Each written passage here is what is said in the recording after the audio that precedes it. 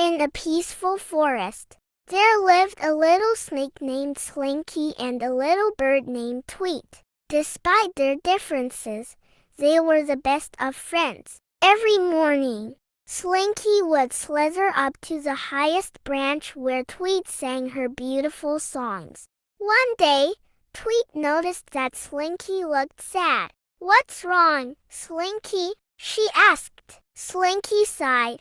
"I wish I could see the world from up high like you do." Tweet had an idea. She gently picked up Slinky with her beak and flew him to the top of the tallest tree. Slinky was amazed by the breathtaking view of the forest below. "Thank you, Tweet. This is incredible," he exclaimed. From that day on, Tweet and Slinky shared many adventures, proving that